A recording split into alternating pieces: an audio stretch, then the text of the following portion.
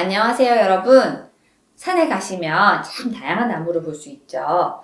나무가 익숙한 분들이 아니시라면 자주 보는 나무지만 이름을 모르는 경우가 대부분이실 거예요. 특히 느티나무와 비슷한 느릅나무는 전문가가 아닌 이상 더 구별이 어려운데요. 오늘은 느티나무와 닮은 것 같지만 아주 다른 나무, 바로 느릅나무에 대해서 소개해 드리도록 하겠습니다. 아마 여러분은 유금피라는 약초로 더 유명해서 많이 들어보셨을 건데요.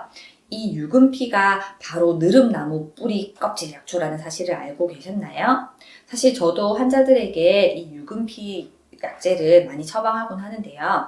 나무의 줄기나 잎이 아닌 뿌리와 껍질이 더욱 영양가가 높은 느릅나무. 오늘은 이 느릅나무에 대해서 알아보도록 하겠습니다. 이 느릅나무는 과연 어디에 좋을까요? 첫 번째로는 피부 질환 개선에 큰 효과가 있습니다.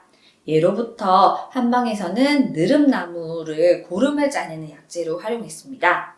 종기나 부스럼이 나면 송진과 누릅나무 뿌리 껍질로 만든 물을 몸에 바르곤 했는데요. 이 느릅나무가 고름을 흡수하고 세사를 돋게 하는 작용이 아주 뛰어났기 때문입니다. 그리고 느릅나무의 진액에는 항균과 소염작용이 있어서 지금의 아토피나 종기와 같은 피부 질환 개선을 위한 약재로도 활용되고 있습니다. 그리고 두 번째로는 전립선 질환 개선에도 효과가 있어서 많이 사용하는데요. 이 느릅나무에는 바로 이뇨작용을 원활하게 해주는 성분이 있기 때문입니다. 바로 카테킨인데요. 이 카테킨 성분이 체내에 독소와 염증을 배출해주는 역할을 해줘서 염증으로 인해 생긴 부종을 빼주는데 큰 효과가 있고, 그리고 소변 배출을 원활하게 해서 전립선 질환 개선에도 큰 도움을 줄 수 있습니다. 그리고 이 카테킨 성분은 우리 몸에 세균이 번식하는 것도 막아서 식중독 예방에도 효과적입니다. 그리고 느릅나무는 심혈관 질환 예방에도 우리가 사용할 수 있는데요. 피토스테롤과 베타시토롤이 있어 체내의 콜레스테롤 수치를 잡아주고요. 혈액순환을 원활하게 해줘서 각종 심혈관 질환을 예방하는 데 효과적입니다. 그리고 이 느릅나무는 위장질환 개선과 면역력 강화에 굉장히 좋습니다. 저도 사실 위장질환 개선을 위해서 유금피를 많이 활용하는데요. 이 소화기관에 궤양이 발생했을 때 큰 도움을 줄 수 있습니다. 아까 말씀드린 것처럼 콧물처럼 끈적끈적하다고 말씀드렸잖아요. 이 유금피를 섭취하게 되면 위 점막을 촉촉하게 이렇게 코팅해 주는 것처럼 할 수 있어서 위암이나 직장암 치료에도 많이 활용하고 있습니다. 그리고 느릅나무 껍질에는 플라보노이드 성분과 사포닌 성분이 다량 함유되어 있어서 우리가 면역력 향상도 큰 도움을 받을 수 있습니다. 이 유금피를 불면증 개선에도 사용하시는 분들이 있는데요. 우리가 수면이 부족해지면 몸의 면역력이 떨어질 수밖에 없어요. 그래서 이 느릅나무를 천연 수면 유도제라는 별칭이 있을 정도인데요. 신경을 이완해주는 효능이 있어서 숙면을 도와주고 불면증 개선에 아주 큰 효과가 있습니다. 이 느릅나무 껍질 자체가 면역력도 향상시켜주면서 불면증도 개선시켜줘서 우리 몸을 질병으로부터 보호할 수 있게 한다고 할 수 있습니다. 그러면 이 몸에 좋은 느릅나무 어떻게 활용하면 좋을까요? 첫 번째는 차로 마실 수가 있는데요. 느릅나무 껍질차라고 하면 너무 좀 어색하실 거예요. 하지만 유금피차라고 하면 많이 친숙하시죠?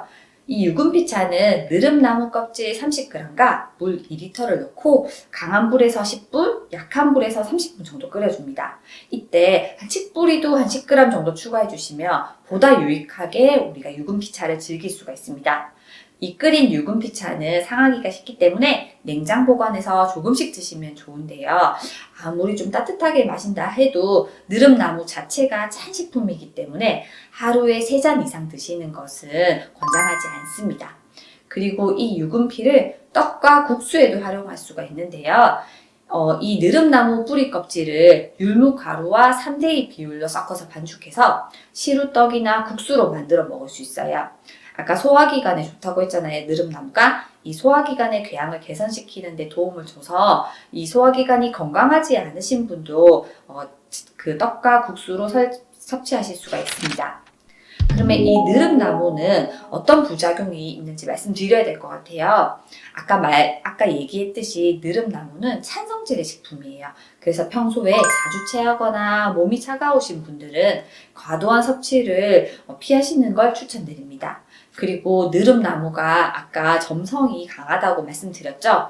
이 점성이 강하기 때문에 오히려 소화가 원활하지 않을 수 있는데요. 너무 많이 섭취하시게 되면 오히려 속이 더부룩한 느낌이 들 수 있습니다. 자, 오늘은 유분피로 더욱 유명한 느릅나무에 대해서 알아보았는데요. 예로부터 피부 질환 개선, 비염, 축농증 완화 효과를 인정받아서 오랫동안 우리 한방약재로도 많이 활용되어 온 느릅나무 하루에 2잔에서 3잔 꾸준히 복용해 주시면은 불면증 개선, 면역력 강화, 항암 효과, 그리고 소화기능 개선까지 할 수 있는데요. 이 건강한 느릅나무 소개 여기서 마치시고요. 오늘도 영상이 유익하셨다면 구독과 좋아요 부탁드리고요. 궁금한 부분이나 다뤄주셨으면 하는 식품과 건강 이야기가 있다면 댓글로 남겨주세요. 감사합니다.